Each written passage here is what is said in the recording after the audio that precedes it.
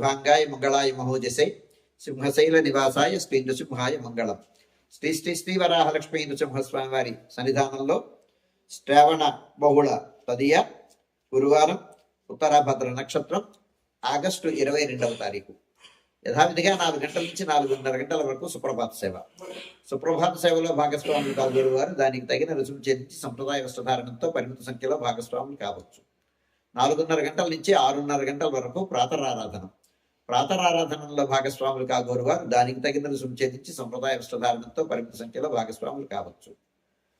4:30 గంటల నుంచి 6:30 గంటల వరకు జరిగేటువంటి ప్రాతరారాధనలో భాగంగా నిత్యవేద పారాయణం, ఉపనిషత్ పారాయణం, దివ్య ప్రబంధ సేవాకాలం, అనంతరం ధూపసేవా సమయంలో చతుర్వేద పారాయణం, శ్రీరామాయణం, భారతం, భాగవతం, విష్ణు పురాణం, క్షేత్ర మహాత్మ్యం, వరాహ పురాణం, శ్రీభాష్యం, భగవద్విషయం మొదలైన గ్రంథాలన్నీ పారాయణం చేయడానికి ఉపక్రమిస్తారు.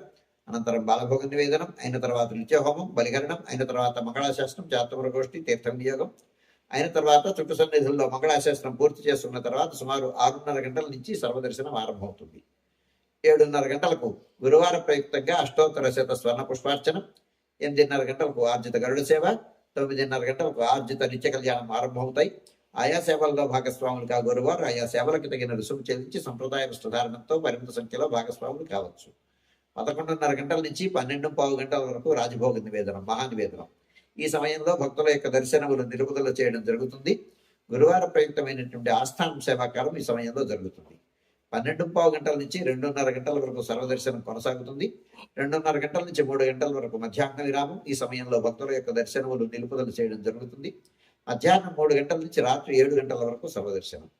రాత్రి 7 గంటల నుంచి 8:30 గంటల వరకు రాత్రి ఆరాధనం. రాత్రి ఆరాధనలో భాగస్వాములు కాగోరు వారు దానికి తగిన రుసుము చెల్లించి సంప్రదాయ వస్త్రధారణతో పరిమిత సంఖ్యలో భాగస్వాములు కావచ్చు.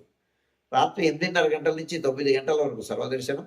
9 గంటలకు ఏకాంత సేవ కవాట బంధనంతో ఈనాటి కార్యక్రమం సుసంపన్నమవుతుంది.